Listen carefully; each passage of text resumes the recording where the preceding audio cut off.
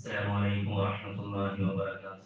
الحمد لله والصلاة والسلام على رسول الله وعلى آله وصحبه أجمعين. أما بعد. ഏറ്റവും സ്നേഹം നിറഞ്ഞ ജുമാ സദസ്സിൽ ഒരുമിച്ച് കൂടിയ സത്യവിശ്വാസികളെ അല്ലാഹു സുബ്ഹാനഹു വ തആല നമ്മളെ ഒരുമിച്ച് കൂടലും പിരിയലുമാൻ പൊരുത്തപ്പെട്ടവരായി നമ്മളിൽ നിന്നും സ്വീകരിക്കുമാറാവട്ടെ.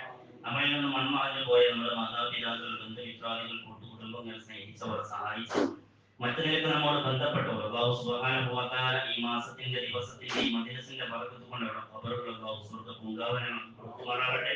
അവരെയും നമ്മെയും നാളെ ഹബീബുന മുഹമ്മദ് മുസ്തഫ സ്വല്ലല്ലാഹു അലൈഹി വസല്ലമ തങ്ങളോട് കൂടെ ജന്നാത്തിൽ ഫിർദൗസിൽ ഒരുമിപ്പിക്കുമാറാവട്ടെ. അതിനെ കൂടുതൽ സബബായി അല്ലാഹു സ്വീകരിക്കുമാറാവട്ടെ. ഈ മാസത്തിന്റെ ബറക്കത്ത് കൊണ്ട് അല്ലാഹു സുബ്ഹാനഹു വ തആല എല്ലാവിധ ഖൈറും നമ്മളിലേക്ക് അടുപ്പിക്കുമാറാവട്ടെ. എല്ലാവിധ ശുഭകളെ തൊട്ടും അല്ലാഹു നമ്മെയും നമ്മുടെ കുടുംബത്തെയും അല്ലാഹു കാക്കുമാറാവട്ടെ. ആമീൻ യാ റബ്ബൽ ആലമീൻ. പ്രിയമുള്ള മുഅ്മിനീങ്ങളെ, വിശുദ്ധമായ റജബ് മാസത്തിലൂടെയാണ് നമ്മൾ കടന്നു പോകുന്നത്. ഇന്ന് റജബിലെ രണ്ടാമത്തെ വെള്ളിയാഴ്ച. ഇന്ന് റജബ് 12. നമ്മൾ മനസ്സിലാക്കേണ്ട ഒരു കാര്യം, ഒരുപാട് മഹത്വങ്ങൾ നിറഞ്ഞ മാസമാണ്. ഒരുപാട് പ്രതിഫലങ്ങൾ നിറഞ്ഞ ദിനരാത്രങ്ങളാണ് നമ്മളിൽ നിന്നും കൊയ്തുകൊണ്ടിരിക്കുന്നത്. പുണ്യമാക്കപ്പെട്ട മാസമാണ് റജബ്. കഴിഞ്ഞ അതിന് മുമ്പത്തെ വെള്ളിയാഴ്ച നമ്മൾ പറഞ്ഞിരുന്നു റജബുൻ ഷഹ്റുല്ലാഹ്. റജബ് എന്ന് പറയുന്നത് അല്ലാഹുവിന്റെ മാസമാണ്. എന്റെ പ്രിയമുള്ള മുഅ്മിനീങ്ങളെ, പറയുകയാണെങ്കിൽ ഒരുപാട് പറയാനുള്ള മഹത്തരമായ മാസമാണ് റജബ് എന്നുള്ളത്. ഒന്ന് രണ്ട് ഹദീസുകൾ മാത്രം നിങ്ങൾ മുന്നിൽ നിർത്തി ഇൻഷാ അല്ലാഹ് പറഞ്ഞ് ഞാൻ അവസാനിപ്പിക്കും. ഞാൻ പറയുന്നതും നിങ്ങൾ കേൾക്കുന്നതും ഒരു സ്വലിഹായ അമലായി അല്ലാഹു സ്വീകരിക്കുമാറാവട്ടെ. നമ്മുടെ ജീവിതത്തിൽ പകർത്താൻ അല്ലാഹു തൗഫീഖ് നൽകി അനുഗ്രഹിക്കുമാറാവട്ടെ. എന്റെ പ്രിയമുള്ള മുഅ്മിനീങ്ങളെ, റജബിന്റെ മഹത്വം മനസ്സിലാക്കാൻ വേണ്ടിയിട്ടാണ് രണ്ട് ഹദീസുകൾ സൂചിപ്പിക്കുന്നത്. ഒന്നാമത്തെ ഹദീസിനെ കാണാം, മഹാനായ ഈസാ നബി അലൈഹിസ്സലാത്തു വസ്സലാം ഒരു വഴിയിലൂടെ സഞ്ചരിക്കുകയാണ്. ഒരു വഴിയിലൂടെ സഞ്ചരിച്ചു പോകുമ്പോ അതാ ഒരു മലകൾക്കിടയിലൂടെയാണ് മഹാനായ ഈസാ നബി അലൈഹിസ്സലാത്തു വസ്സലാം തന്റെ അനുയായികളും സഞ്ചരിച്ചു പോകുന്നത്. ഇങ്ങനെ നടന്നു പോകുമ്പോ അതാ ഒരു പർവ്വതം വല്ലാതെ പ്രകാശിക്കുന്നത് മഹാനായ ഈസാ നബി അലൈഹിസ്സലാത്തു വസ്സലാം കാണുകയാണ്. ഒരുപാട് പർവ്വതങ്ങളുണ്ട്. അതിലതാ ഒരു പർവ്വതം, ഒരു പാറ പ്രകാശിക്കുന്നത് മഹാനായ ഈസാ നബി അലൈഹിസ്സലാത്തു വസ്സലാം കാണുകയാണ്. ഈ സമയത്ത് ഈസാ നബി അലൈഹിസ്സലാത്തു വസ്സലാം ആ പർവ്വതത്തിന്റെ ആ പാറയുടെ അരികിലേക്ക് ചെല്ലുകയാണ്. എന്നിട്ട് നോക്കിയിട്ട് അല്ലാഹുവിനോട് ദുആ ചെയ്യുകയാണ്. അല്ലാഹുവേ, ഈ പർവ്വതം പ്രകാശിക്കുന്നത് ഞാൻ കണ്ടു. പടച്ചവനെ, ഈ പർവ്വതത്തിന് കിട്ടാനുള്ള പ്രകാശം കിട്ടാനുള്ള കാരണം എന്താ? മിന്നി തിളങ്ങുകയാണ്. പ്രകാശം ഒന്ന് കാണും, പിന്നെ അത് ഉള്ളിലേക്ക് വലിയും, പിന്നെയും പ്രകാശം പുറത്തേക്ക് വരികയാണ്. ഇങ്ങനെ വലിയൊരു അത്ഭുതമാണ് മഹാനായ ഈസാ നബി അലൈഹിസ്സലാത്തു വസ്സലാം കാണുന്നത്. അല്ലാഹുവിനോട് ദുആ ചെയ്തു. അതാ അല്ലാഹുവിൽ നിന്നുള്ള അല്ലാഹു ഈസാ നബി അലൈഹിസ്സലാത്തു വസ്സലാമിനെ അറിയിച്ചു കൊടുക്കുകയാ. ഈസാ നബി അലൈഹിസ്സലാത്തു വസ്സലാമിനോട് പർവ്വതം സംസാരിക്കുകയാ. അല്ലാഹുവിന്റെ അനുമതി പ്രകാരം ആ പർവ്വതം ഈസാ നബി അലൈഹിസ്സലാത്തു വസ്സലാമിനോട് സംസാരിക്കുകയാ. പർവ്വതം ചോദിക്കുകയാ, എന്താ ഈസാ നബിയെ, എന്നിൽ നിന്ന് അങ്ങേക്ക് അറിയേണ്ട കാര്യം എന്താണെന്ന്. പർവ്വതം ഈസാ നബി അലൈഹിസ്സലാത്തു വസ്സലാമിനോട് സംസാരിക്കുമ്പോ ഈസാ നബി അലൈഹിസ്സലാത്തു വസ്സലാം പറയുകയാണ്, ഒരുപാട് പർവ്വതങ്ങൾ ഞാൻ ഇവിടെ കാണുന്നുണ്ട്. ആ പർവ്വതത്തിനൊന്നുമില്ലാത്ത പ്രത്യേകത, നിന്നിലതാ ഒരു പ്രകാശം വെട്ടി തിളങ്ങുന്നത് ഞാൻ കാണുന്നുണ്ട്. ഇതിന് കാരണം എന്താ? നിനക്ക് ഈ മഹത്വം കിട്ടാനുള്ള കാരണം എന്താ എന്ന് പർവ്വതത്തിനോട് ഈസാ നബി അലൈഹിസ്സലാത്തു വസ്സലാം തിരിച്ചു ചോദിക്കുമ്പോ പർവ്വതം ഈസാ നബിയോട് പറയുകയാണ്, ഈസാ നബിയെ, ഇത് എന്റെ പ്രത്യേകതയല്ല, എന്നിൽ നിന്ന് വരുന്ന പ്രകാശമല്ല, എന്റെ പർവ്വതത്തിന്റെ, എന്റെ വയറ്റിന്റെ ഉള്ളില് നിങ്ങളെപ്പോലെ ഒരു മനുഷ്യൻ ജീവിക്കുന്നുണ്ട്.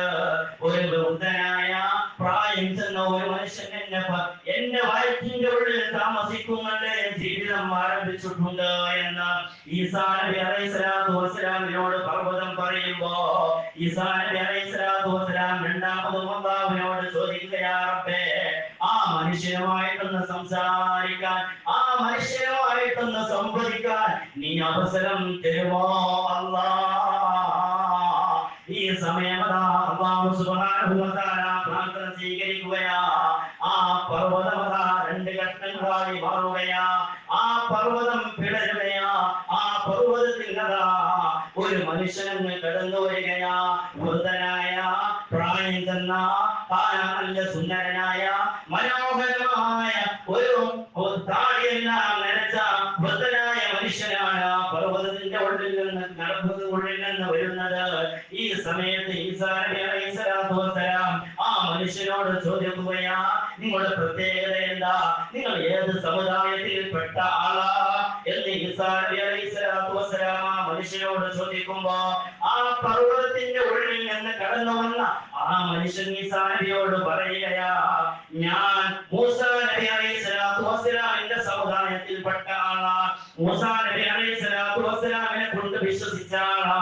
എന്റെ വലിയൊരു ആഗ്രഹമായിരുന്നു വരാനിരിക്കുന്ന സമുദായമുണ്ടല്ലോ, അവസാനത്തെ പ്രവാചകനുണ്ടല്ലോ, ഷഫീഉന ഹബീബുന മുഹമ്മദ് മുസ്തഫ സ്വല്ലല്ലാഹു അലൈഹി വസല്ലം തങ്ങളുടെ മഹത്വങ്ങൾ എന്റെ പ്രവാചകൻ ഈസാ നബി അലൈഹിസ്സലാത്തു വസ്സലാം പറഞ്ഞു തന്നപ്പോ ആ പ്രവാചകന്റെ അനുയായിയാകാൻ എനിക്ക് വല്ലാത്ത ആഗ്രഹമുണ്ടായി.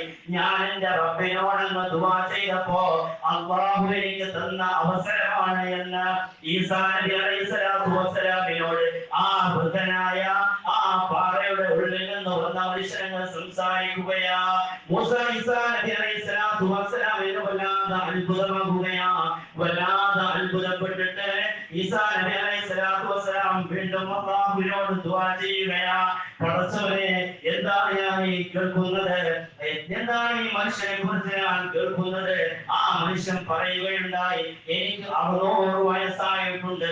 ഞാൻ ഇതിന്റെ പാറയുടെ അകത്തളത്തിൽ റബ്ബിന് വേണ്ടി സുജൂദ് ചെയ്ത് ഇബാദത്ത് ചെയ്തുകൊണ്ടിരിക്കുകയാണ്. എനിക്ക് വേണ്ടതെല്ലാം അല്ലാഹു സുബ്ഹാനഹു വ തആല ഈ പർവ്വതത്തിന്റെ ഉള്ളിൽ നിൽക്കുന്നുണ്ടെന്നല്ല ഈസാ നബിയോട് പറയുമ്പോ ഈസാ നബി അത്ഭുതത്തോടെ അല്ലാഹുവോട് ചോദിക്കുകയാ, റബ്ബേ, ഈ മനുഷ്യനേക്കാൾ പവിത്രതയുള്ള, ഈ മനുഷ്യനേക്കാൾ മഹത്വമുള്ള ഒരാരെങ്കിലും ഇനി ജീവിച്ചിരിപ്പുണ്ട്? ഇനി ഏതെങ്കിലും സമുദായം വരാനുണ്ടോ എന്ന് ചോദിക്കുമ്പോ അല്ലാഹു സുബ്ഹാനഹു വ തആല പറയാ, ഈസാ നബിയോട് പറയാണ്, ഈസാ നബിയെ, വരാനുണ്ട്, ഇനി ഒരു പ്രവാചകൻ കടന്നു വരാനുണ്ട്. ഹബീബുന മുഹമ്മദ് മുസ്തഫ സ്വല്ലല്ലാഹു അലൈഹി വസല്ലം തങ്ങളുടെ സമുദായമാ. ആ സമുദായത്തിന്റെ പ്രായം എത്രയെന്നറിയോ? 60-ന്റെയും 70-ന്റെയും ഇടയിലാണ്. എന്നാൽ ഈ മനുഷ്യന് 600-ഉം 700-ഉം 1000-ഉം 2000-ഉം വർഷമൊക്കെ ജീവിച്ച മനുഷ്യന്മാരുണ്ടല്ലോ, അവരെക്കാൾ പ്രതിഫലമുള്ള, അവരെക്കാൾ ഇബാദത്ത് കൊണ്ട് മുൻകടക്കുന്ന ഒരു സമുദായം വരാനുണ്ട്. അത് ഹബീബുന മുഹമ്മദ് മുസ്തഫ സ്വല്ലല്ലാഹു അലൈഹി വസല്ലം തങ്ങളുടെ സമുദായമാ. എന്താ പ്രത്യേകത എന്നറിയോ?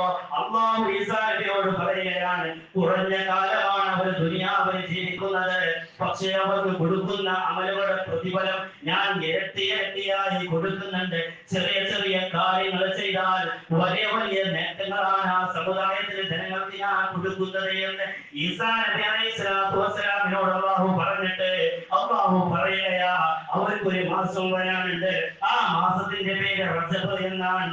റജബിലെ ഏതെങ്കിലും ഒരു ദിവസത്തിൽ അവർ നോമ്പനുഷ്ഠിച്ചു കഴിഞ്ഞാൽ ഈ മനുഷ്യനേക്കാൾ പ്രതിഫലം ആ മനുഷ്യർക്ക് ഞാൻ കൊടുക്കുമെന്ന് അല്ലാഹു സുബ്ഹാനഹു വ തആല ഈസാ നബി അലൈഹിസ്സലാത്തു വസ്സലാമിനോട് പറഞ്ഞിട്ടുണ്ട് എന്ന് ഷഫീഉന ഹബീബുന മുഹമ്മദ് മുസ്തഫ സ്വല്ലല്ലാഹു അലൈഹി വസല്ലം തങ്ങൾ നമ്മെ പഠിപ്പിച്ചിട്ടുണ്ടെങ്കിൽ എന്റെ പ്രിയമുള്ള മുഅ്മിനെ, ഇനിയുള്ള ദിനാർത്ഥങ്ങൾ ഇന്ന് റജബ് 12 കുറഞ്ഞ ദിവസങ്ങൾ മാത്രമേ ഉള്ളൂ. അതുകൊണ്ട് ബറക്കത്താക്കപ്പെട്ട മഗ്ഫിറത്തിന്റെ മാസമാണ്. ബറക്കത്ത് അല്ലാഹു വല്ലാതെ ചൊരിയുന്ന മാസമാണ്. ഒരു അടിമ യജമാനോട് ഉടമയോട് എന്ത് ചോദിച്ചാലും അല്ലാഹു ആ മനുഷ്യന് വാരിക്കോരി കൊടുക്കുന്ന മാസമാ.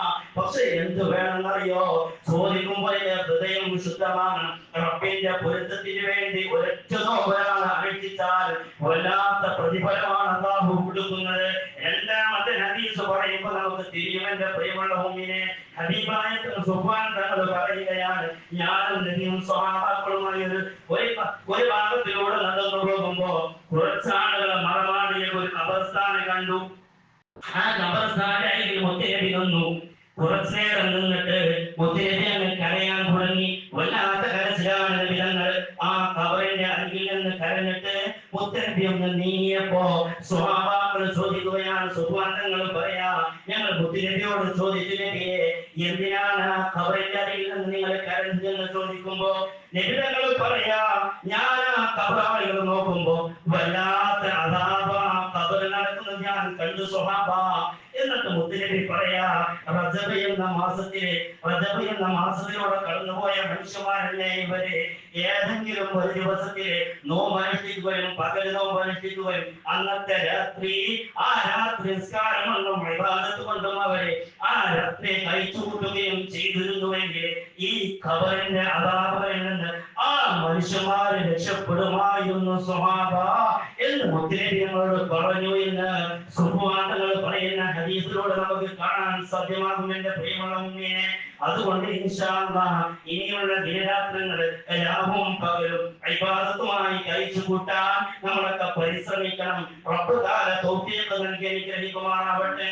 വല്ലാത്ത പ്രതിഫലമാണ് ഇസ്തിഗ്ഫാർ, പാപങ്ങൾ പൊറുക്കുമെന്ന മുത്തുനബി തന്നെ പറഞ്ഞില്ലേ, ഞാൻ ഒരു ദിവസം 100 ഇസ്തിഗ്ഫാർ ചൊല്ലും, ഓരോ ദിവസവും ഞാൻ 100 ഇസ്തിഗ്ഫാർ ചൊല്ലുന്നുണ്ട്. എന്താ ഒരു ദിവസം 100 ഇസ്തിഗ്ഫാർ ചൊല്ലിയാലുള്ള നേട്ടം എന്താണെന്നറിയോ? 700 പാപങ്ങളും അല്ലാഹു പുറത്തു തരും. മനുഷ്യരല്ലേ എന്റെ പ്രിയമുള്ളവരെ, നമ്മൾ അറിഞ്ഞും അറിയാതെയും എല്ലാ രീതിയിലും തെറ്റ് ചെയ്യുന്നവരാണ്.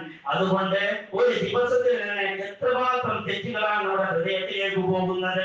അതുകൊണ്ട് ഇസ്തിഗ്ഫാർ പാപങ്ങളെ മായ്ച്ചു കളയും മാത്രമല്ല റബ്ബിലേക്ക് അടുക്കാനുള്ള മാർഗം കൂടെയാണ്. അതുകൊണ്ട് ഇസ്തിഗ്ഫാർ അധികരിപ്പിക്കണേ. രണ്ടാമത്തെ അമൽ ഏതെന്നറിയോ? റജബ് മാസത്തിൽ നമ്മൾ നിരന്തരമാക്കേണ്ട രണ്ടാമത്തെ അമല് ഇഖ്ലാസ് സൂറത്ത് വർദ്ധിപ്പിക്കലാണ്. ഖുൽ ഹുവല്ലാഹു അഹദ് എന്നുള്ള സൂറത്ത് വർദ്ധിപ്പിക്കലാണ്. എത്രയെന്നില്ല, എത്രയും ചൊല്ലിയിട്ട് റബ്ബിന്റെ മുമ്പിലേക്ക് സമർപ്പിച്ചിട്ട് റബ്ബിനോട് ഈ റജബിന്റെ മഹത്വം ചോദിച്ചാൽ, ബർക്കത്ത് ചോദിച്ചാൽ എല്ലാവരുടെ പ്രിയമുള്ള മുഅ്മിനീനെ അല്ലാഹു നൽകുന്നതാ. അതുകൊണ്ട് ഈ മാസത്തെ ഇനി വരാനിരിക്കുന്ന മാസങ്ങളെ ഉപയോഗപ്പെടുത്താൻ അല്ലാഹു നമുക്ക് തൗഫീഖ് നൽകി അനുഗ്രഹിക്കുമാറാവട്ടെ. സത്യങ്ങളെ സത്യങ്ങളായി മനസ്സിലാക്കി അത് ജീവിതത്തിൽ പകർത്താനും അസത്യങ്ങളാണെന്ന് മനസ്സിലാക്കി അത് ജീവിതത്തിൽ നിന്നും എടുത്തു മാറ്റാനും അല്ലാഹു നമുക്കും നമ്മുടെ അമലകാർക്കും അല്ലാഹു തൗഫീഖ് നൽകി അനുഗ്രഹിക്കുമാറാവട്ടെ. ഇനി വരുന്ന ദിനരാത്രങ്ങളെ, ഇനി വരുന്ന മാസങ്ങളെ ശരിക്കും ഉപയോഗപ്പെടുത്താൻ അല്ലാഹു നമുക്ക് തൗഫീഖ് നൽകി അനുഗ്രഹിക്കുമാറാവട്ടെ. റജബിലും ശഅബാനിലും അല്ലാഹു നമുക്ക് ബറക്കത്ത് ചെയ്യുമാറാവട്ടെ.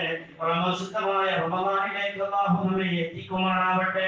ഈ 3 മാസങ്ങളിലും കൃത്യമായി ഇബാദത്തുകൾ നിർവഹിക്കാൻ, നല്ല നല്ല അമലുകൾ ചെയ്യാൻ, നല്ല നല്ല സൽക്കർമ്മങ്ങൾ ചെയ്യാൻ, മനസ്സിനെ ശുദ്ധമാക്കാൻ, നല്ല സംസാരങ്ങൾ സംസാരിക്കാൻ, നല്ലത് ചിന്തിക്കാൻ അല്ലാഹു നമുക്കൊക്കെ തൗഫീഖ് നൽകി അനുഗ്രഹിക്കുമാറാവട്ടെ. ആമീൻ യാ റബ്ബൽ ആലമീൻ.